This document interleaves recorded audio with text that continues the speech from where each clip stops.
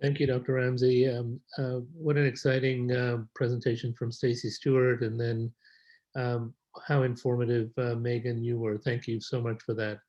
I'm sure it's not lost on anyone that our lives have been turned topsy-turvy, and we're virtual because of COVID-19. And so it gives me great pleasure to introduce Terry Price to you. Terry is a Texas section leader for the Association of Women's Health, Obstetric, and Neonatal Nurses, and director of the Antepartum Labor and Delivery Obstetrical Emergency Department and Gynecology at St. Luke's Baptist Hospital, a part of Tenet. She has over 30 years of experience in women's health as a staff, charge nurse, educator, manager, and director. Dr. Price earned her Bachelor of Science in Nursing from University Texas Health Sciences Center, San Antonio, a Master's of Science in Nursing, Leadership, and Management from the Western Governors University, and her doctorate in nursing practice from Touro University, Nevada. She is an ACOG maternal level of care surveyor and a member of Sigma Delta Alpha at large chapter. She will moderate our session on the impacts of COVID. Thank you so much, Terry. Thank you very much, Dr. Savanti, for that introduction. So welcome everyone to our Impact of COVID-19 Pandemic and Perinatal Care panel. So I'm going to do a brief introduction and welcome back our chair of the Texas Collaborative of Healthy Mothers and Babies, Dr. Carrie Epps. She will be our first speaker for this panel. Welcome, Dr. Epps. Thank you, Terry. Next slide, please. So I get to talk to you about the impact and the lessons learned on the obstetric population. I think it's really smart to be doing this panel with the complementary patient experience, provider nursing experience, and obviously the neonatal impact. And I think there's a lot that we learned that we can take on to the future. Next slide. So I'm going to focus on obstetric considerations and what we need to also keep in mind and remember for the next pandemic. I found as I was preparing for this, I keep transitioning to using the past tense for COVID. I think that's obviously wishful thinking, and we're still very much in that pandemic, but I think we're at a point now where we can reflect and ensure that we take that valuable knowledge forward, because there will be another infectious disease outbreak, epidemic, pandemic during all of our time. Next slide. So I'm going to use the same formula as we go through each of these pieces, and I'm going to focus on things like detection and what we learned with testing, treatment and illness severity, surge planning, a tiny bit just of patient and family support, because I think our patient representative can do a lot better job with that from her perspective, but focusing on what were the questions we had, what do we need, what do we now know, and what are we going to take away to do better in the future and to help us be more prepared. So in regards to detection, of course, at the beginning, we didn't know who to test, when that testing should occur, and what the proportional impact is going to be for moms and babies in the course of this entire pandemic. Next slide. So early on, a lot of our information in the US came from New York, and I've heard them refer to themselves often as the epicenter of the epicenter. And I think these obstetricians did a really good job of disseminating out that lesson learned, even though they were very much living a surge scenario themselves. And there were a couple of key things that came out really early from their original experience. And the first was that there was a high rate of asymptomatic positivity in pregnancy, meaning a lot of pregnant women without symptoms test positive. That has huge impact on their course, their experience, their baby, but also on those who are caring for them. And so they did a good job really explaining the degree of exposure and transmission if you aren't prepared for that degree of positivity, if you're not prioritizing PPE use on labor and delivery, and if you're not prioritizing testing. And then from these very early reports, I think many folks already assumed that pregnant women might have a higher chance of illness severity, because that's a very common pattern we've seen with other infectious disease and especially respiratory illness. So in SARS-CoV-1, MERS, influenza. But really they started to report on those early critical cases and gave us some information to really tie in what that normal pattern is to see if it was going to be the case for COVID. Next slide, please.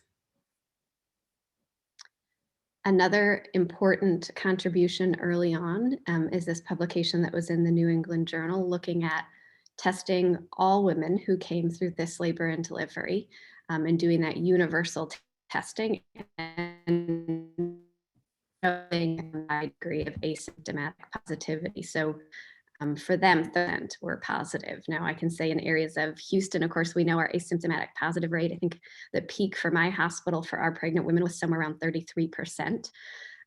So very high, and very high potentially compared to other hospital populations. So learning that universal testing might really be appropriate in some settings for pregnant women if you have the capacity to do testing. And that perhaps they need to be prioritized at a equal, if not higher level than a lot of other cases in the hospital, because it makes definite management and mother-baby bonding differences, especially at that point with our knowledge. Next slide. I can tell you from participation in discussions at our PCR level and from surveys from the Texas AIM group of hospitals, which again is 219 out of our 224 plus or minus hospitals, that those who had access to testing, you watched over the course of the pandemic really move towards that universal testing on labor and deliveries, because knowing that it makes such a difference for how we care for women and how we protect our healthcare personnel so that they remain there to care for our pregnant women. And so many of them have moved to that, but there's still obviously substantial challenges with access to COVID testing in some areas of our state. Next slide. So what do we need to take away from those lessons learned for the next pandemic or the next infectious disease emergency? So pregnant women probably need to be prioritized in populations responding to emergencies. That might look different for different illnesses, different vectors, different pathogens. But labor and delivery is going to remain probably a unique exposure because of the degree and the intimacy of our contact with our patients, and in particular, if they end up having higher rates of positivity. And then I don't need to tell this audience, obviously, the ongoing realization that access to testing and diagnosis become critical. So remembering to prioritize pregnant women in an emergency. Next slide. What do we know about illness severity and management?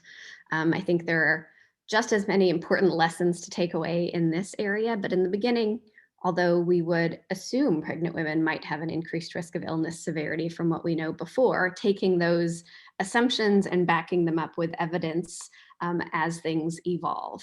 Is there a risk of vertical transmission? Does that mean we need to deliver via C-section? How do we handle labor and delivery? What needs to change? Is this going to look more like the transmission rates of something like CMV or HIV, or substantially lower? And what strategies are going to be important to mitigate risk for our pregnant women and infants? Next slide. So this is going to remain a little bit of a tricky question to answer. And I think probably because we now know the right questions to ask, and maybe we didn't in the past. So this publication came out in November. It is a more MMWR publication looking at a large number of pregnant women, looking at 40,000 pregnant women with symptomatic COVID and reporting on their rates of ICU admission, mechanical ventilation, ECMO, and death, and found that they had a higher risk of all of those compared to the rest of the population that were similar. So this isn't a surprise. We were suspecting that this would be the case, and this was kind of one of the first larger publications that showed that it very well might be the same pattern we've seen with other respiratory illnesses. Next slide. However, fairly recently, this publication came out, and it is from a Texas hospital. It's from Parkland, so a very large delivery population in our state representing the pregnant women we care for. And it looked just a little bit different. So it was an observational cohort from March to August where they did testing in 3,374 pregnant women. Of those, 252 were positive. And they found that there wasn't a big difference in those who tested positive for negative in a couple of different medical areas like BMI. However, Hispanic women were more likely to test positive than negative compared to others. They did not find an increase in adverse outcomes. They looked at preterm preeclampsia, C-section. So I think that's really interesting. The illness severity also was similar to the general population. So things that I wondered with reading this, is it how we're caring for women, or is it truly those assumptions we made with pathophysiology and there being something intrinsically different that put pregnant women at risk? It might very well just be how we're detecting, how we're doing a population health approach, and how we're managing it. And so what that made me wonder is it actually our role within that that's putting pregnant women at higher risk? Next slide. Very recently, just a few days, this publication came out showing a 13.6-fold increased risk of mortality in pregnant women in the state of Washington compared to non-pregnant, similarly aged adults in that state. So this was a large multi-center retrospective cohort looking at all people who had positive PCR testing. In it, pregnant women, 10% were hospitalized, 3.3 in the ICU, and this was largely a symptomatic population. So again, paying attention to, is this a biased group if almost all of them are symptomatic compared to the asymptomatic in how we're looking at things, but another suggestion that in some populations, pregnant women are doing worse with COVID than their matched non-pregnant adults. Next slide. So again, I think this is, are we asking the right questions? Are we looking at this in the right way? This slide is from a talk that Christina Davidson and I do about racial and ethnic disparities in outcomes for COVID-19. And it in and of itself is an entire hour-and-a-half lecture.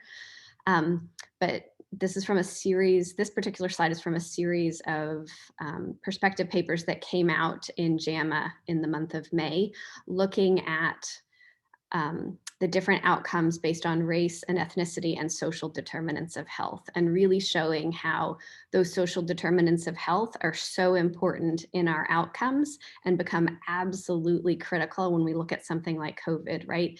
Ability to access food and to access it remotely is very different in different populations. Social distancing, extremely different. Medical comorbidities even, transportation and the privilege of being able to work from home, what people are doing for a living. Can you indeed switch to a virtual platform, or is your job only available forward facing? And a series of papers have come out showing that when you look at both race and you look at social determinants of health and you control for social determinants of health, those differences from race go away, i.e. it's actually not the contribution of race in and of itself, but the contribution of racism in the different outcomes related to COVID. Next slide. So there are publications in pregnancy showing the same thing. This is a publication looking at different rates of reporting symptoms and testing positive between Hispanic and non-Hispanic women. And this group found much higher rates of positivity among a number of other relationships in their pregnant women. So they had a higher rate of illness and illness severity at presentation, i.e. they were presenting later with worse illness. Next slide. Again, in going through some of the questions regarding management and illness severity, what does vertical transmission look like? And Dr. Canty's going to talk through this, so I'm just going to very briefly talk about what this means for us obstetrically. This is from a meta-analysis looking at a large number of studies and showing the number of positive patients and those that have infants that test positive, finding it was only about a 3.2% rate of infants that were positive. So while possible, very rare. And that is very critical for us in looking at some of the changes that people plan for in the beginning and walking them back so that we can appropriately balance maternal fetal risks. Next slide. So as an example, this is what my hospital's plan of an unscheduled C-section for somebody who's COVID positive looked like. And there are so many things early on in this experience that we put in that we can now slowly remove, like, do you need to look at timing of C-section any differently? So much of that is those PPE changeovers to try to get a pregnant woman from a labor and delivery room to a C-section. We can now do that a lot better. We can move forward and manage appropriately pregnant women, prioritize them in that, but also being able to, now we know the answer to, we don't need to delay rupture of membranes. We don't need to change a lot of those obstetric management portions. We don't need to avoid oxygen and things like that, and slowly being able to back away those precautions that we put forth at the beginning of the pandemic. Next slide. Vaccination. Whew, this in and of itself as well could be an entire talk. I would just summarize that one of the big lessons learned is that when you do protection by exclusion, it often can lead to not being able to offer a very valuable thing to a high-risk population and have the opposite effect of what you're going for, i.e. by not having pregnant women in vaccine trials, then we are left with, well, can they get vaccination? And a huge concern about the safety of that in a population that we know is at higher risk of illness severity. So a lot of information slowly coming forward. As of a few weeks ago, we had 10,000 pregnant women who had received vaccination. Many of them were our frontline workers without any major red flags. But we know that even in 1 week, the WHO came out with pregnant women shouldn't receive Moderna and then changed it, by the end of the week. So thank goodness that SMFM and ACOG did such a good job advocating for pregnant women's ability to get the vaccine so that we can protect our pregnant women, since we know they have an increased risk of illness severity. And I think going forward, we need to do a better job of getting them into studies early. Next slide. So where are we now? Pregnant women probably have an increased risk of illness severity, but the reasons for that, I think, remain complicated and where we need to focus our effort. We now know, and I didn't go through this a lot of the treatments can be given to pregnant women. So remdesivir, dexamethasone, things like that, monoclonal antibodies, I think we'll again need to learn a little bit more about. Because they were excluded from most of those trials. Vertical transmission is possible, but rare, and probably doesn't need to dramatically change how we're managing pregnant women in labor. And then when we look at strategies like telemedicine related to the social determinants of health that I was talking about earlier, they may actually amplify our health care inequities in OB, and a very important thing going forward that we need to do differently. And then finally, pregnant woman. I actually changed this word just a few days before we had this. ACOG said could be offered COVID vaccination, but I'm going to change it to should be offered COVID vaccination, and that should be a shared decision-making model between pregnant women and their physicians. Next slide. So what do we take going forward? I think we're always going to be balancing in any infectious disease outbreak the risk between mom and baby in regards to maternal to child transmission. We need to do better with equity considerations when we're developing any intervention. So really thinking through, is this one size fits all? How do I ensure that what I am offering isn't going to increase those healthcare inequities? And we need to do a better job advocating for pregnant women to be included in research earlier. Next slide. All right, surge planning. Does labor and delivery need its own surge plan? I think that is not classically something that hospitalized prioritize very high. I'm going to ruin my conclusion in a couple of slides, but we absolutely need to be a critical area in surge planning early on. how does that happen going forward, and what kind of PPE is needed on labor and delivery? And those of you who might not have been involved in it, this was such a controversial thing at the beginning. What PPE do labor and deliveries need to keep them protected? Move forward, please. So I'm going to illustrate this with my own hospital experience. So I think we thought we were doing a really good job. We had a surge plan. We had a level 1, a level 2, a level 3. We had all these considerations.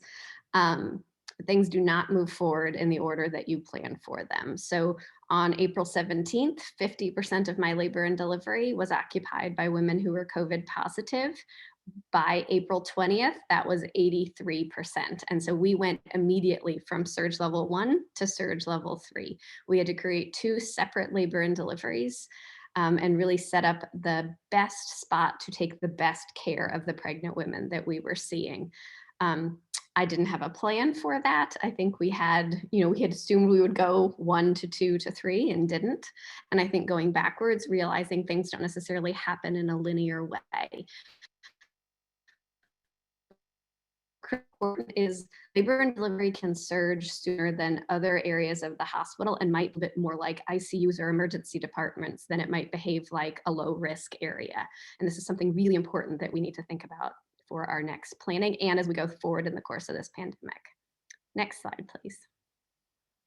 So I just ruined my conclusions in the other slide, but I think looking at it as a high risk, high exposure, high acuity area, as opposed to somewhere that is just full of healthy, normal labor and delivery moms and babies, but really it has a special place, especially in planning for pandemics. Next slide. So as we move forward, I think every one of our labor and deliveries, in addition to having a plan for evacuation for a hurricane or a fire, needs to have a plan for the next pandemic. I was a first-year fellow in 2009 when the 2009 influenza pandemic occurred. I was a junior faculty during Zika. And here I am now in my 3rd major infectious disease thing that affects pregnant women over the course of my career. It's going to happen again. We need to have a plan and a plan that is specific for women and infants. I think we also learned a lot with PPE, right? With the battles of how to protect our healthcare staff. I think one of the major challenges my L&D had was maintaining enough people to safely care for our pregnant women as more and more of us got sick at different points. I myself was out for 6 weeks with COVID. And I think going forward, we need to advocate for the protection of our L&Ds so that they can continue to function because they are not elective. You cannot stop moms from having babies. Next slide.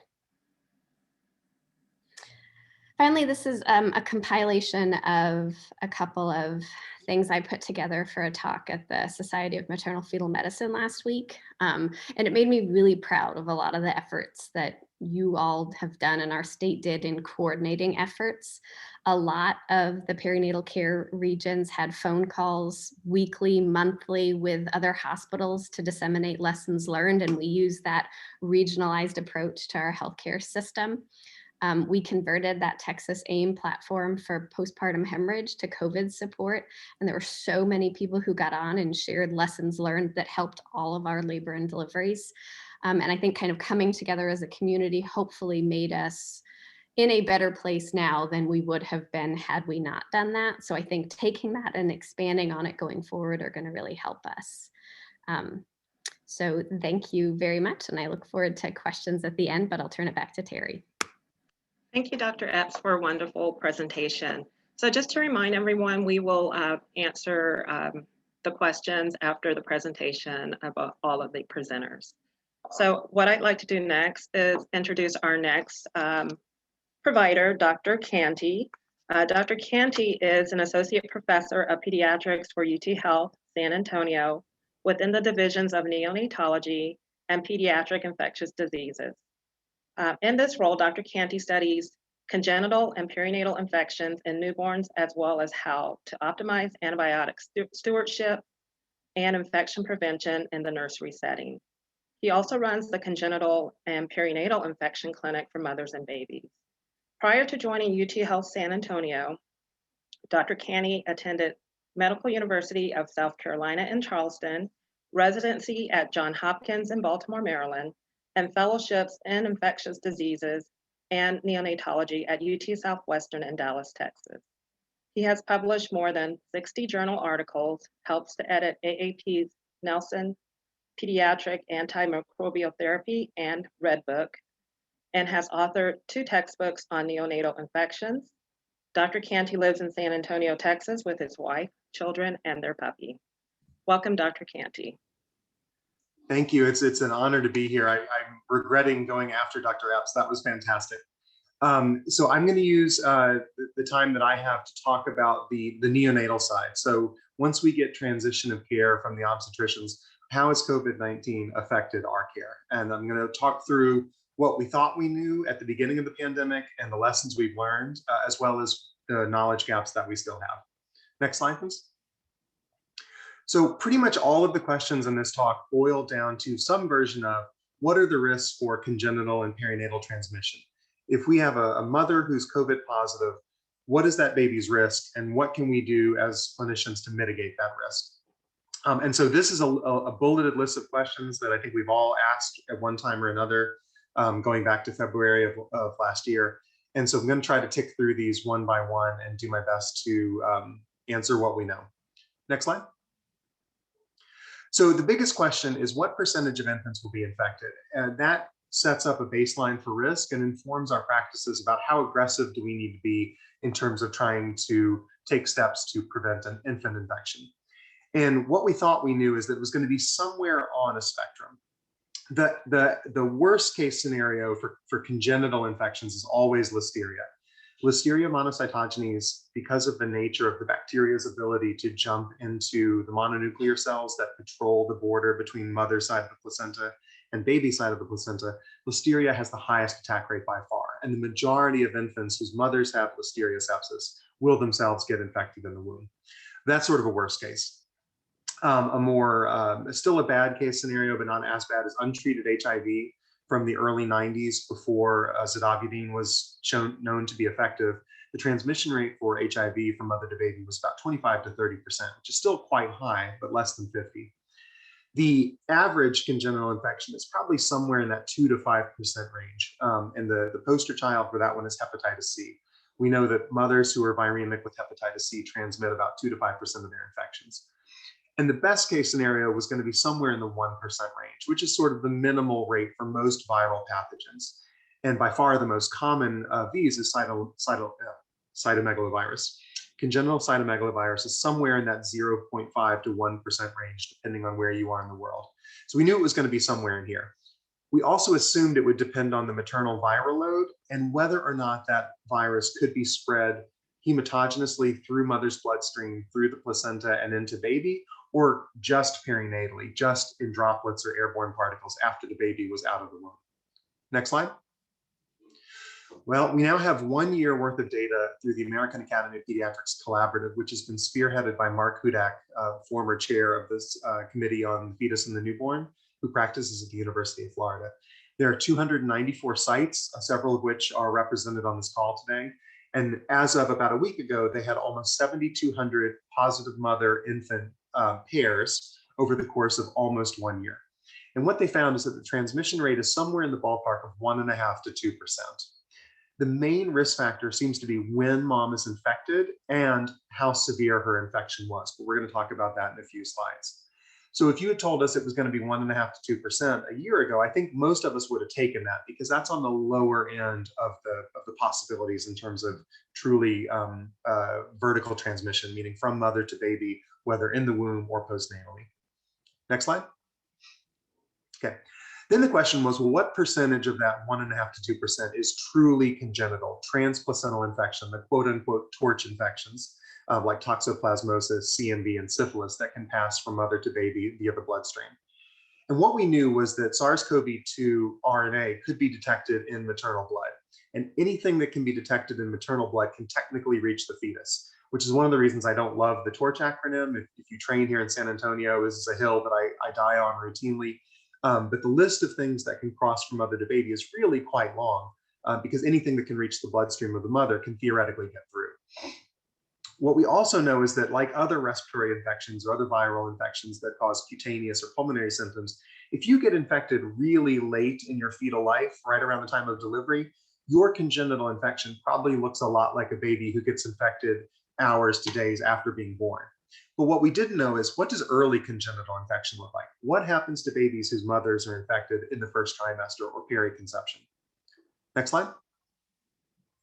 Well, it turns out that it absolutely can cross the placenta. This was not shocking, but it was still really nice to see it reported, including some wonderful histopathology that several different centers reported, one of which was UT Southwestern in Dallas. I believe Dr. Savani's on that paper, one of the earliest reports of truly transplacental infection.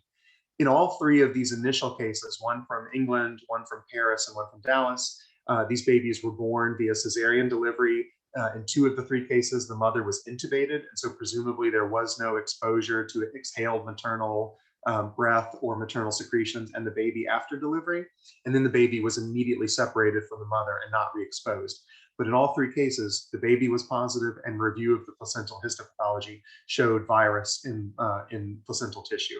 So this is as close as we're going to get to the gold standard of transplacental infection, and I'm very comfortable with that burden of proof. Next slide. So far, as I knock frantically on wood and turn around 3 times and spit, there is no evidence of first trimester teratogenicity. And there is precedence for this because congenital rubella syndrome is an RNA respiratory virus, and you wouldn't think at the surface that that would cause heart defects, sensory neurohearing loss, and cataracts, which is what congenital rubella syndrome is. But in the early 1960s, during a worldwide rubella pandemic, we certainly saw a lot of affected babies. And so we were all waiting for babies who were going to be born in August, September, October of 2020, whose mothers were infected during the first wave, about whether we were going to see teratogenicity or disruptions to the fetus. And so far, knock on wood, we haven't seen that. However, we have to keep an eye on these babies because most recently with Zika syndrome, but even going farther back to influenza and other viruses, we know that there can be a lack of clinical signs early in life. And then those babies can be at increased risk for things later on, whether it's neurodevelopmental or psychiatric or other conditions that we don't know yet. So we have to keep watching, but so far so good in terms of early first trimester infections of the mother. Next slide. Okay, the next question was, okay, if it's transplacental, then that ship has sailed. But what can we do to minimize the risk of perinatal or postnatal infection? And what we all assumed, I think correctly, is that SARS-CoV-2 can very easily make the jump from the delivery bed to the radiant warmer. And so that baby is going to be exposed to mom's aerosols after delivery. And then what can we do to minimize that? We also knew in a lot of physics studies of aerosolization, and as you move from droplets to aerosols on that bell curve of droplet size and distance, that sustained vocalization, so yelling, screaming, singing, and increased volume increases droplet shedding and can produce more aerosols. Increased intrathoracic and intra-abdominal pressure also increases droplet shedding, and in severe cases can increase aerosols. Well, that all sounds a great deal like a labor and delivery room. And so we were appropriately prepared, like Dr. Epps described, for how can we minimize infection within the delivery room, and do we need to be separating these babies? Next slide. Okay, so the current guidance of the CDC, they try to have their cake a little bit and eat it too. They do state that forceful exhalation during the second stage of labor would not be expected to generate aerosols to the same degree as a truly aerosol generating procedure, such as bronchoscopy, intubation, and open suctioning.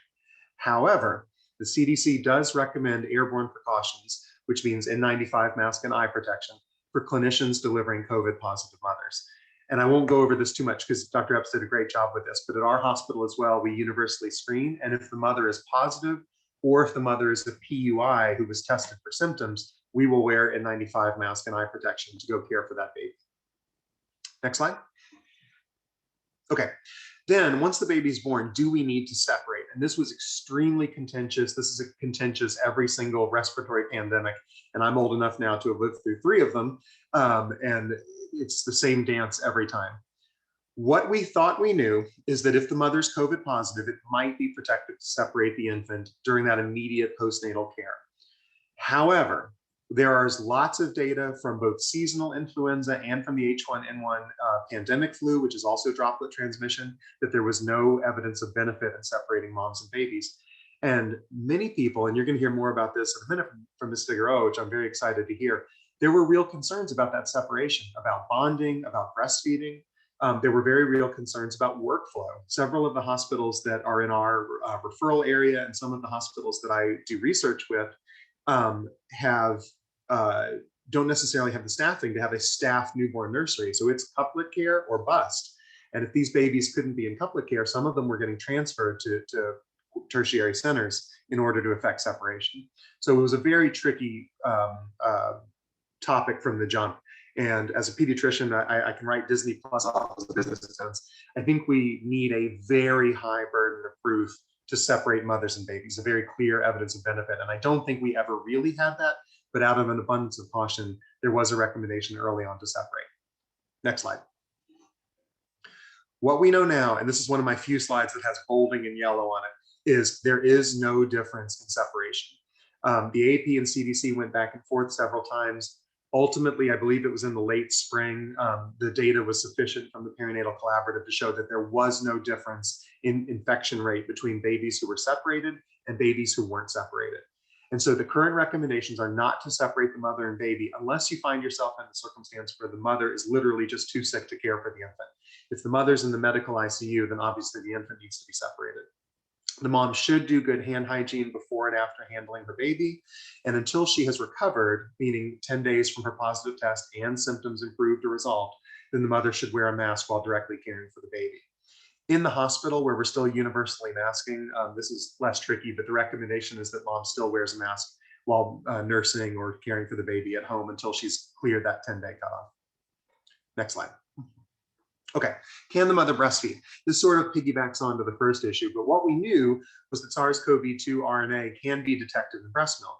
And we also knew from the Middle Eastern respiratory syndrome coronavirus pandemic of 10, 12 years ago that MERS-CoV RNA can be detected in fresh milk, and that unpasteurized camel milk was actually a significant source of transmission during that much more short-lived epidemic. And I found a whole lovely rabbit hole of camel milk products when I was trying to get this image. So as a result, initially the WHO, which is obviously has a responsibility to not only the developing, to the developed world, but also the developing world, or whatever the proper terms are these days. So they always recommended breastfeeding. The WHO never formally came out against breastfeeding. But the CDC did put out interim recommendations at one point that were recommending a pump and dump strategy until the mother had recovered. And regardless of whether breastfeeding was allowed or not, if we were separating the baby, it was very difficult to breastfeed, regardless of what the policy was. Next slide. But similar to separation, a lot of data came out pretty quickly that while you can occasionally find RNA in the breast milk, it doesn't seem like that's live, culturable, AKA infectious virus. And so the initial study was from TAM PC, which looked at one mother's serial samples and was able to find RNA shedding. And then subsequently a much larger cohort study from Chambers et al. That was published in JAMA at the end of 2020, where they took 18 mothers and did sequential studies. And they only found one of those 64 samples, so one of the 18 mothers who had RNA in the breast milk, and they could not get that virus to grow in culture. As of 4 days ago, there's a larger systematic review of all the human milk studies, 116 women, 34 studies, and they found RNA in about 2% of the milk samples, but no one was able to find cultural virus. So the conclusion is there is probably not infectious virus shed in breast milk, even though you can find RNA fragments. Next slide. What you can find in breast milk is anti-SARS-CoV-2 IgA. So you do get transmission of antibody in breast milk. And so strictly from a viral standpoint, the benefits of breastfeeding probably exceeds the risks. And that's excluding all the other benefits of breast milk, which we don't need to belabor for this particular audience. And so the conclusion is that breastfeeding should be encouraged and supported. It's worth noting on the bottom white bullet point, there is now one study out, and I'm sure there are going to be many others, that there are higher rates of postpartum depression for women who were prevented from breastfeeding during the pandemic, either because of separation or because of breastfeeding restrictions. And so I think there were real harms, not only microbiologically and immunologically, but also socially and psychologically as well to withholding breastfeeding. So breastfeeding can and should be encouraged and supported in COVID positive mothers who are healthy enough to do so. Next slide. Okay, when does maternal antibody kick in for the baby? Okay, we thought we knew the answer to this and turned out we were right. We know that most other respiratory viral infections, it takes about 7 days to start to see the production of IgG, which can cross the placenta. So IgM is great for the mother, but doesn't do a whole lot for the baby. You need at least 7 days before you start to see transplacental antibody production, and really 2 to 3 weeks before you get full surging. Next slide. And this turned out to be spot on. So this is interim data from the AAP collaborative, breaking down the infant positivity rate in those cells with the maternal timing of when she was positive and how sick she was. And you can see in that top row, the maternal testing date. If mom was positive 8 or more days before delivery, the transmission rate to the baby was minimal, 0 to 0.9%, depending on mom's symptoms. Whereas if mom was sick 4 to 7 days before, you see relatively high transmission rate to baby. So somewhere in the ballpark of 4 to 9%, depending on how sick mom is. And that's probably because 4 to 7 days before birth is enough time for maternal viral load to get quite high, but not enough time for antibody to kick in. So that's that sweet spot of illness. And then 3 days before to 3 days after, the infection rate to the baby drops again, probably because the mother's viral load hasn't gotten high enough yet. So that 4 to 7 day before delivery window seems to be a dangerous spot. We've seen this before. This is very much the pattern with varicella zoster virus. In the days where pre-mid-1990s, before widespread use of the vaccine, where 4 to 7 days beforehand is kind of a spot you don't want to be in terms of primary infection. Next slide. Okay, how long does that immunity last? So if we vaccinate mom, or if mom's been infected, how long will that transplacental antibody last? We don't know the answer to this prospectively yet. I won't bury the lead because we're just getting started with maternal immunization, like Dr. Epps mentioned. But we do have pretty good data from every other vaccine and every other infection. And we know that maternal transplacental antibody usually lasts 4 to 6 months. So that top picture is measles. On the y-axis is the antibody titer in the baby, and on the x-axis is how old that baby is. That red line is the neutralizing threshold of 10 IU per deciliter. So you can see somewhere in that 4, 5, 6 month range is when babies tend to drop under. The average baby drops under. The bottom one is, sorry, I believe that's pertussis on the bottom. And you can see again, somewhere in the ballpark of 16 to 28 weeks. So somewhere in that 4, 5, 6, 7 month range is when the median proportion, the median amount of babies drop under. So somewhere in that 4 to 6 month range is probably how long we would expect to see immunization last. And we know from other vaccines that immunization in the second trimester seems to be optimal. If you vaccinate right before delivery or in the postpartum period, then you don't get a good transplacental transfer and you don't get as much baby protection. We learned that the hard way with maternal Tdap, and I'm sure that's going to be the case with coronavirus too. Next slide. Okay, again, we don't know prospectively. We're going to have to wait and see the follow-up studies. I know that some of the sites on this call are participating in either the Pfizer or Moderna follow-up studies. We're participating in the Pfizer study, and we're drawing cord samples and then seeing these babies back over the course of infancy to see how long protection lasts. But my best Johnny Carson impression, 4 to 6 months would be my guess. Next slide. Okay, so in summary, the overall risk is somewhere in the 1 to 2% range, but it does peak probably as high as 5 to 10% for mothers who are infected 4 to 7 days before delivery and who are very sick at delivery. Those are your high-risk mothers. They were infected 5 days ago and they're in the medical ICU. That's a baby that needs to be watched very closely. Infants can be infected transplacentally. It doesn't seem to mean much if it's late. We don't yet know for sure what it means if it's early. We need to wear PPE to these deliveries as we would to care for any other positive patient. Don't separate and do breastfeed. The maternal antibody transplacentally shows up probably as early as 7 days after infection. And don't forget that it's in the breast milk too. And the immunization or natural infection immunity probably lasts somewhere in the ballpark of 4 to 6 months. The prospective study will be needed. Next slide. I'm happy to answer any questions I can, either in the chat or by email later. Thank you guys so much. It was a real pleasure to be here today. Thank you, Dr. Canty. That was a great presentation. A lot of really good information for us. I'm going to go ahead and introduce our third panelist. This is Cheyenne Harris. Cheyenne Harris is the Women's and Children's Clinical Optimization Specialist for the Titus Regional Medical Center in Mount Pleasant, Texas. Mrs. Harris manages the maternal and neonatal programs. She helps drive quality initiatives, manages women's and children's nursing compliance, provides unit-based education and simulation, and upon occasion, Mrs. Harris also works in staffing in the labor and delivery unit. Mrs. Harris lives in Rockwall, Texas with her husband, and she's expecting her daughter at the end of March. So welcome, Cheyenne Harris.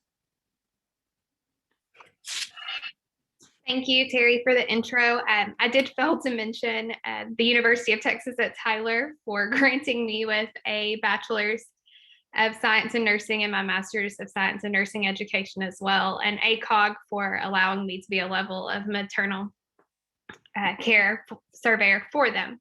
And thank you, Dr. Epps and Dr. Canty, for such great educational insight surrounding COVID-19. So I'm going to switch gears towards a perspective discussion. I'm honored and grateful to be here to share my experience as a bedside nurse laboring during the COVID-19 pandemic. Next slide, please. So our facility, as I believe many of facilities did, were proactive as we could be whenever we found out that the pandemic was sweeping our direction from the other countries. We began seeking many of the guidelines that Dr. Epps and Dr. Canty mentioned from the CDC, WHO, Texas AIM was putting out the weekly, biweekly calls, ACOG, AAP, all had guidance. And we knew that as we took this information in and were tasked to develop the best we could a policy to delineate care for moms and babies, that this would continue to evolve. And so we called this time period almost a year ago, awaiting the wave. So we spent this time preparing our staff, and what that looked like was getting everyone from our providers to our nurses to respiratory, environmental services, everyone in the hospital, appropriate infection control training, and really diving into what we thought that this pandemic would look like at the time, and making sure that our staff understood why they needed their PPV and exactly how to put that on. Downplaying the myths. We all know, if you logged into any social media platform or if you turned on the news, that there were so many fears being elevated and so many different perspectives from different people of the virus that was coming.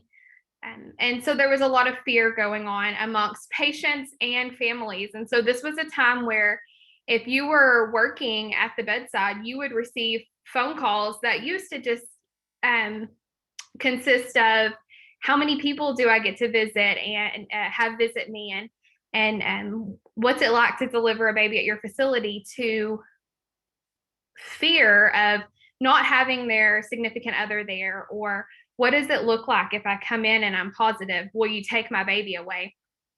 And really promoting the realities, and this is translated to surge planning. Our hospital took an approach to make negative pressure rooms for labor and delivery suites, and make rooms that would be set up for what it would look like if a baby was born and didn't transition well, and the baby was born to a COVID-19 positive mother. So how would we do that situation? And again, as Dr. Epps had mentioned, those moms who go back for cesareans, especially those unscheduled, who were positive for COVID-19, getting them to the OR and making sure that we provided them the same effective care and efficient care that someone who didn't have COVID would have got. And then I'm sure that many nurses and healthcare facilities can echo this, but we've seen, as the pandemic has progressed, a staffing surge to a staffing crisis. And so many facilities like ours were hiring to prepare, building PRN pools, and even calling back nurses who were in their retirement or had left the facility.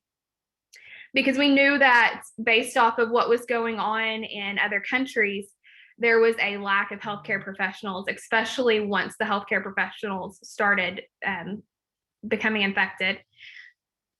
So then you trickle through exposure management. How do you deal with when your staff is exposed to sick family members, and whenever you have protected or unprotected exposures while you're caring for your patients? And this was a very real reality at the beginning because we didn't have universal testing, and many facilities didn't have testing at all, including ours. And then now we're seeing more of staff leaving to go and serve as strike nurses or in travel nursing positions because they have the call to duty, but then also there is such a financial benefit in doing that. And so we've seen quite a wave of staffing in addition to the other things that we weren't aware of would happen when the pandemic started. Next slide, please. So patient care then and now. Again, as I mentioned, universal testing was not a thing in the beginning, and many facilities have gotten there. So this time last year, we were looking at what does it look like to be able to test these patients? What patients do we test? Do we test significant others? And then if they're positive, what do we do with these patients? There was information, as Dr. Canty mentioned, about separating them, and patients had this fear, and they were looking to us, grabbing our hands, asking, I don't want my baby to leave me. And as a mother to be, I can totally understand that feeling. And it really put all healthcare providers in a position that was difficult, trying to advocate for what was best for your patient and really trying to seek out what was best for your patient. And then making sure that we had the PPE that we needed, especially when the wave of the shortage came. So that was what it looked like 1 year ago as a nurse at the bedside. And now flash forward, we're 1 year later, and we have seen one wave and we've seen a second wave. And then we're hearing, of third waves as the virus mutates. And we're taking a new focus on how we need to approach things. We're looking at things like family-centered care, bringing back in those support people that our mothers have been missing through this time, focusing on mental health, bringing in things like grandparent visitation is one of the things that we implemented at our facility, where through a social distance avenue with masking, you could have a time span as a grandparent to see your new grandchild through the nursery window, and how we could do that safely and improve that patient experience, because we know that as healthcare providers that has been lacking in the year as we've encountered these changes. As well as one of the hot topics in maternal and neonatal care is our quality assurance program.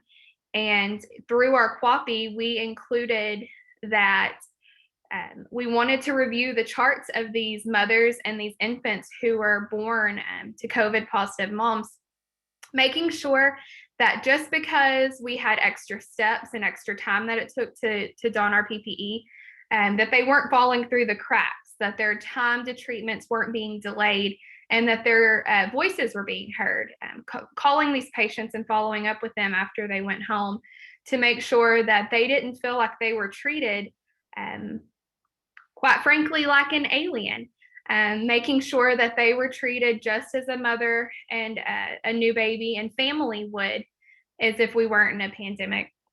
And then finally, health education and promotion. And so you can see here, and we took a staff approach, and our facility took a community approach to make sure that we were putting out as much information about hygiene and how to stop the spread and the importance of masking, posting our county statistics, and then for our staff, again, reliving how to don PPE and what it looks like and how to treat a mom who is laboring with COVID-19. Next slide, please. one of my passions as an L&D nurse, and then in my position as the optimization specialist, is simulation. And this is something near and dear to my heart, and something that at the beginning of the pandemic, we couldn't do a lot of, and we weren't bringing in staff for extra education, and everything was on a pause because we were in this crisis response mode. One of the things that our facility implemented was COVID huddles, and these were by phone call and by administrative meeting with multidisciplinary team leaders to ensure that each patient in our facility who was COVID positive or who was a PUI, a person of interest, in having the infection, was getting the care that they needed, and that also our staff had the appropriate contacts and resources. Our education did not stop. It did look a little different for a while. So during the height of our first wave, we did virtual education, and that looked different from time to time. We used a Zoom platform. We also used a group communication application called Band.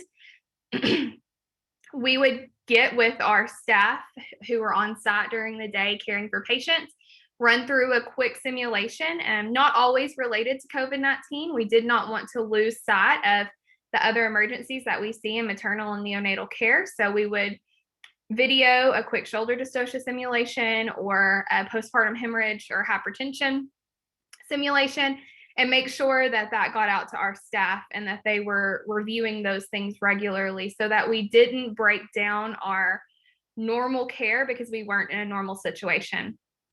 And then eventually, as our numbers decreased before our next wave has come, we got back into simulation, and we made sure that, as long as our staff was using the appropriate PPE and preparing that, we would still do our simulation, because as everyone at the bedside realized, emergencies don't stop for a pandemic, and so we can't either.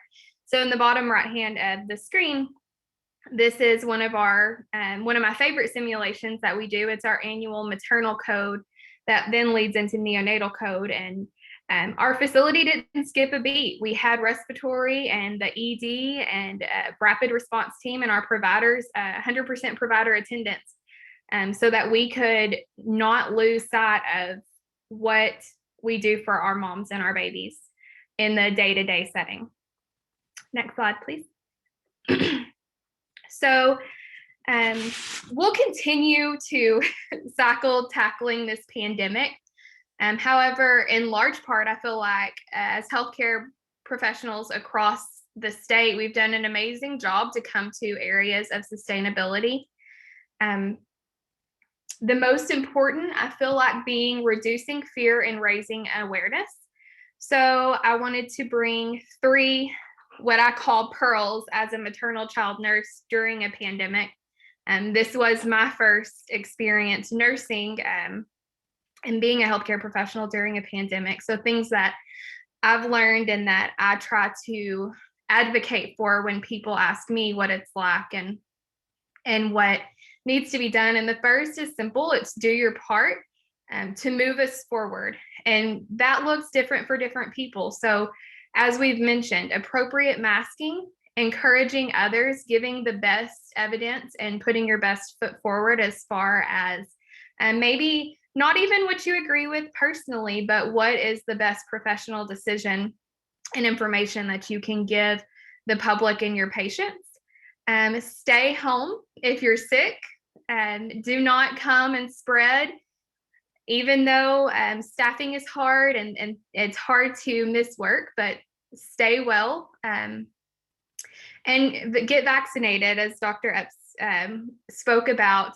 If you can get your vaccine, then do your part to do that as well, and help out not just your patients and the community, but also your the people that you're working beside every day.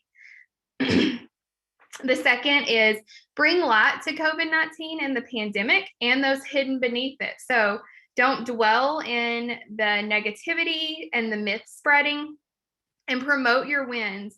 Take the small things that you've done as a facility or as a unit and promote those and grow upon those and encourage everyone and celebrate survivors. And then also make sure that you are continuing to do what you can do every day to honor those who we've lost through this pandemic.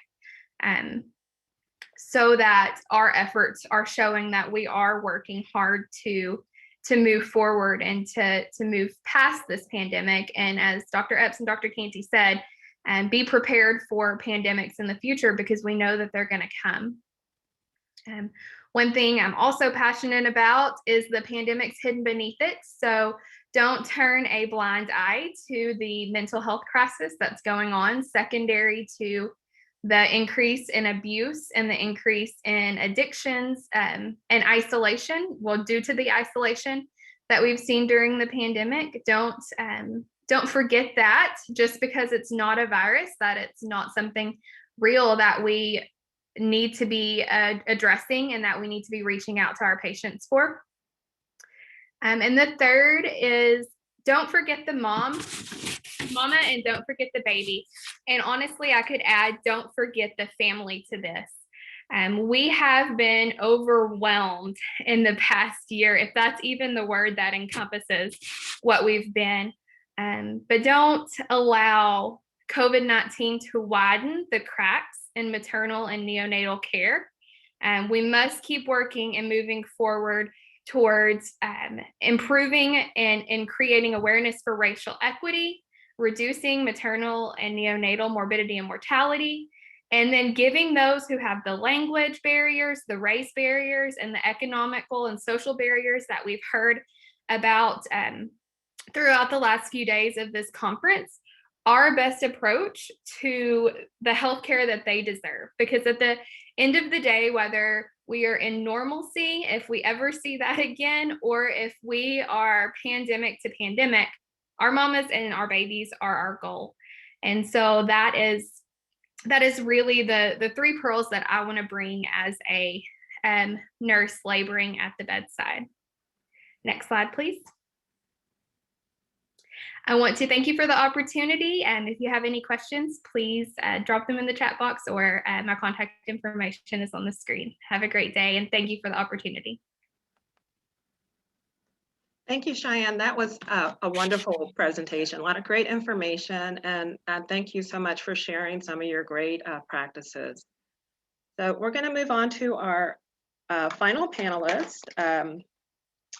It's going to be a patient. Her name is Wendy Figueroa, and Wendy is Spanish speaking only. She did deliver at 34 weeks gestation.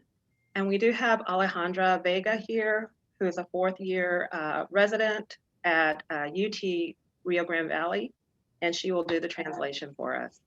So welcome, Wendy, and I'm going to turn the screen over to our next presenter.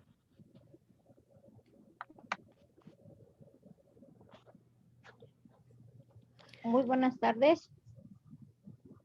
Good afternoon. Mi nombre es Wendy I'm Wendy.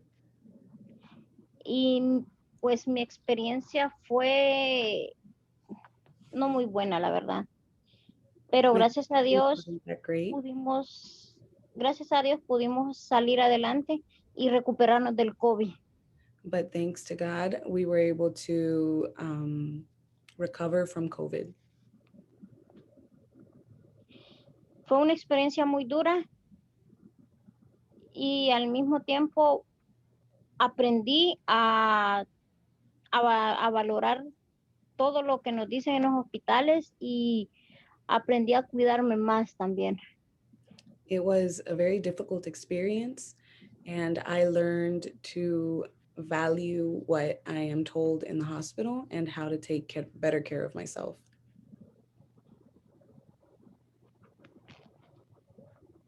Y también fue algo muy impactante cuando me dijeron que tenía COVID, porque yo nunca me imaginé que tenía COVID, más aún estando embarazada. It was also very impactful when I was told I had COVID, because I never imagined I would have COVID, even more so while being pregnant. Yo creo que solo eso o más. That's all I have to say, or is there anything else you'd like to know?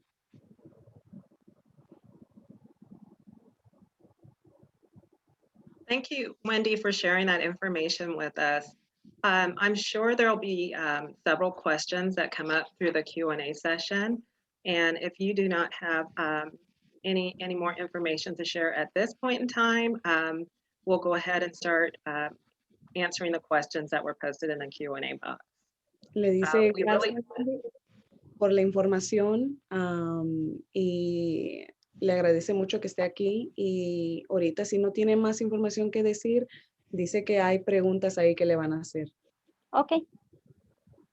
We really appreciate your time and sharing your birth experience. We know that's very personal, and thank you very much for doing that. Le agradece mucho de su tiempo y que esté aquí y que esté compartiendo con todos su experiencia, que sabe que es algo muy personal y se lo agradece mucho. Okay. Okay, so here's the first question, and this is going to be for Dr. Epps, or Dr. Canty, if you know, you can answer. But I believe the person, this individual, is looking to see if there's any research on miscarriages or fetal demise rates. Did we do any antibody screening if the patient did not test positive? So is there any literature out on that? Regarding the question on miscarriage, that is one of the things that is being tracked with the CDC vaccine tracking system. Of course, there will be some miscarriages, and so what they are tracking is that above expect just from chance or for other reasons. As far as I've heard, there isn't a substantial increase that's been reported yet, but that's the information that's coming out. And then the next piece about antibodies, I know Dr. Canty had pieces of that in his talk. If the question is about like transplacental passage of antibodies, I know 2 weeks ago at SMFM, there were studies that have not yet been peer-reviewed and published about cord blood levels of antibodies. So I think these are things that are coming forward. I wouldn't want to speak to them yet until they've gone through that process, but I think that will be very helpful information for us in the future. And I'll turn it over to Dr. Canty to add anything. Yeah, no, the only thing I would add, I think that everyone was sort of tiptoeing around the issue of stillbirth, spontaneous abortions, pregnancy losses early on, and I think ACOG tried to toe the line between being as reassuring as possible, but still acknowledging that we know with other respiratory viruses, especially inflammatory ones, that there's a risk for loss. The limited amount of public health data that I've seen suggests there probably is an increased risk of losses with COVID, and that how much of that is related to the inflammation and the hypercoagulability versus the virus itself, I don't know. But I think there is that signal, but I think it's still going to be 6 months to a year before we have really robust population level data about the incidence and prevalence of losses. And then Terry, I don't know if you can see from the order of things, but there's a ton of questions directed to Wendy that are at the bottom of the Q&A that I just want to make sure you see and can prioritize. I can jump down to the bottom and see if I can get those questions for Wendy. Let me pull it up. Dicen que hay bastantes preguntas para usted, entonces le van a hacer las preguntas. Okay. Okay, so Wendy, one of the questions, Wendy, what were your symptoms? What were you told by the providers? And she mentioned she valued what they told her, but was she separated from her baby? So if you can answer those questions for us. Dicen que cuáles fueron sus síntomas, si tuvo síntomas, or was it, what did she understand from what they told her, or what was it that they told her? Yes, so she had mentioned that she valued the information that was told to her. So what was told to her by her providers, and what were her symptoms when she arrived to the facility? Sí, ¿cuáles fueron sus síntomas y luego qué fue lo que le dijeron los doctores? Bueno, mi síntoma solo fue que tenía mi vista borrosa. I had blurry vision. Cuando yo llegué al hospital, yo padezco de azúcar. Yo pensé que era la diabetes. I De went ahí to the hospital and thought it was diabetes. me hicieron la prueba del COVID y me dijeron que yo estaba positiva. And then they did the COVID test and told me I was positive. Para mí fue algo impactante porque fue el único síntoma que yo tuve, no tuve más síntomas. It was very impactful because that was the only symptom I had. I only had blurry vision. So another question is, what were the issues that made her experience difficult? ¿Cuáles fueron los problemas que hicieron que su experiencia fuera difícil? Bueno, para que mi experiencia fuera difícil fue cuando tuve la niña, que no la tuve conmigo. Inmediatamente se la llevaron para cuidados intensivos a no poderla ver después de 21 días. What made it difficult was being separated from my baby. She was taken to the ICU or NICU immediately after, and I wasn't able to see her for 21 days.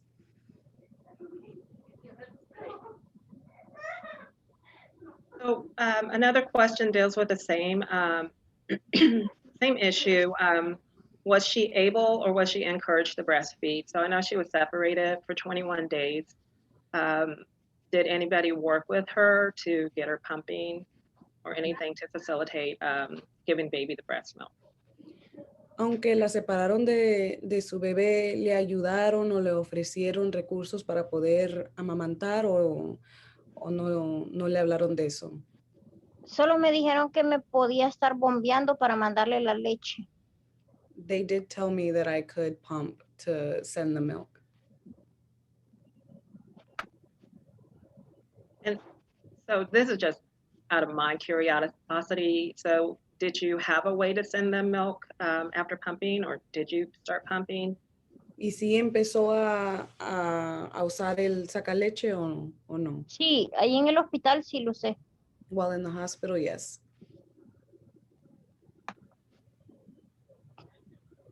So Wendy, what advice do you have for other people with COVID-19 having a baby at a hospital?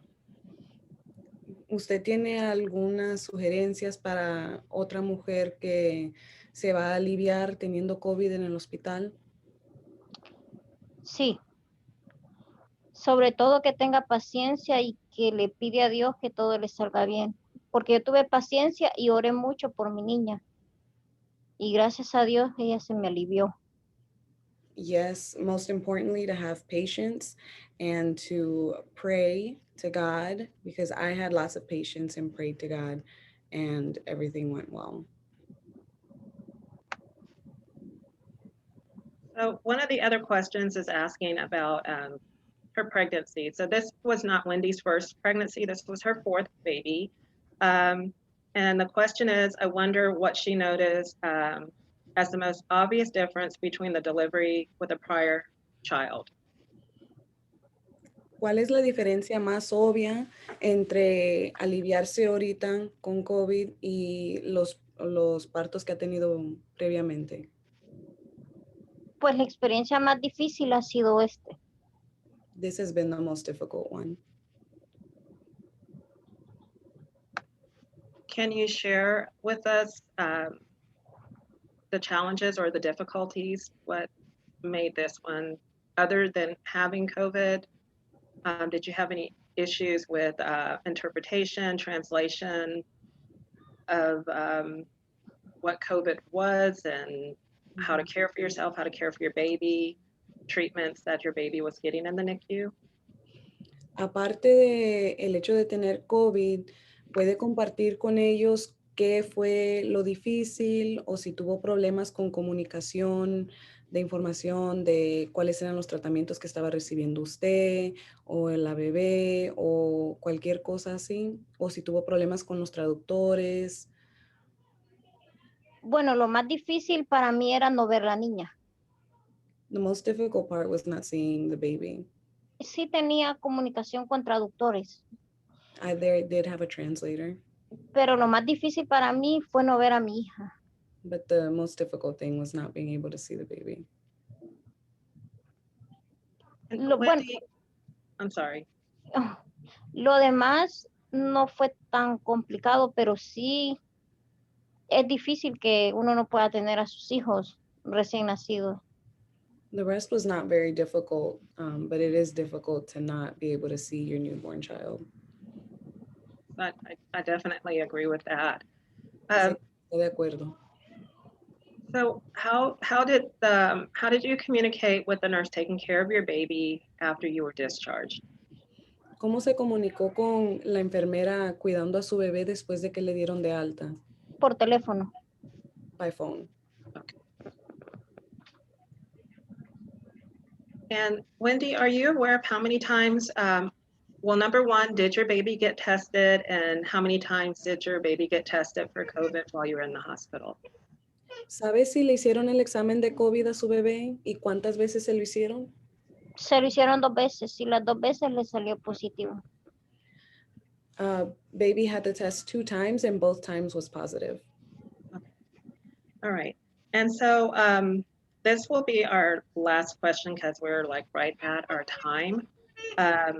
So the majority of the team or the group would like to know when you delivered, like what was your delivery date? They know you delivered at 34 weeks. Can you share that information with us? Dice que esta es la última pregunta, pero todos quieren saber que cuándo fue que se alivió. Saben que se alivió a las 34 semanas, pero quieren saber cuándo. El 2 de mayo. May 2nd. Okay, on May 2nd. Okay, all right. So I just got a little text message saying that we can proceed with more questions. We can go for another 10 minutes.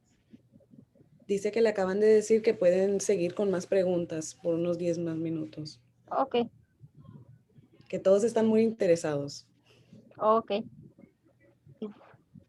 So Wendy, can you share with us if there's one thing that you could change about the way your care was provided? What can you do to help us as healthcare providers provide better care to our patients with not only the COVID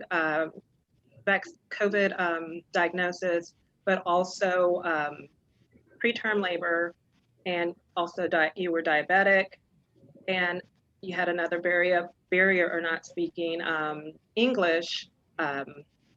So what can we do better to help patients in a similar situation? Dice que todos aquí somos proveedores de salud, hay bastantes, son doctores, enfermeras, todos aquí les importa o trabajan en eso de salud. Entonces quiere saber si hay alguna sugerencia que usted nos puede dar para poder ayudarle, como usted tuvo esa situación complicada de su diabetes, le empezó el parto a las 34 semanas, también tuvo COVID, la separaron del bebé, también solo habla español. ¿Cuáles son las cosas que usted nos diría para ayudarnos con otros pacientes? Pues la verdad que nosotros los pacientes tenemos que aprender a hablar un poquito inglés. She says, well, really, patients need to learn to speak a little bit of English first. Y para que, digo yo que es suficiente con la buena atención que le dan a uno, porque gracias a Dios yo tuve buena atención.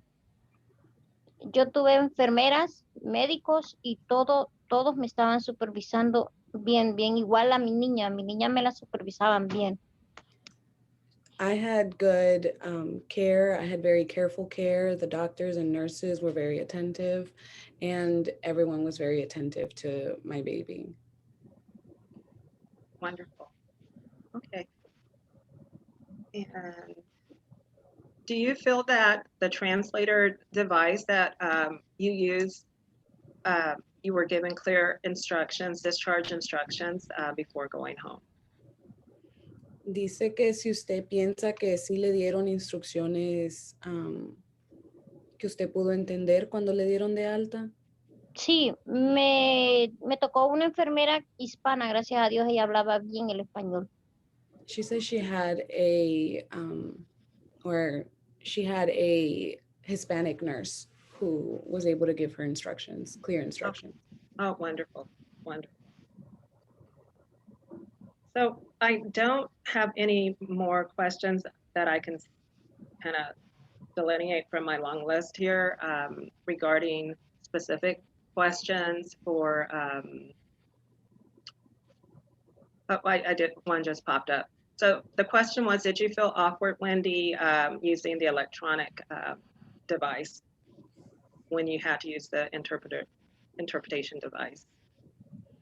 ¿Se sintió incómoda al tener que usar algún traductor? O, porque creo que nos contó que usted había usado un teléfono o algo así para traducir, ¿verdad? Que si se sintió un poquito incómoda. No, No, siempre lo hago cuando no le entiendo algo, entonces siempre lo hago. I do it often when I don't understand something. Okay. And then I got a few more questions here. So Wendy, when you finally reunited with your baby, was it difficult for you to bond with your baby once coming in contact with your baby? Cuando por fin se reunió con su bebé, tuvo algunas dificultades a poder bond. I can't think of the word for bond. Let me see, quick Google search. Therefore, Did she have any challenges, you know, being close Tuvo with her algunas baby? dificultades con su bebé, ya cuando por fin se reunieron. No.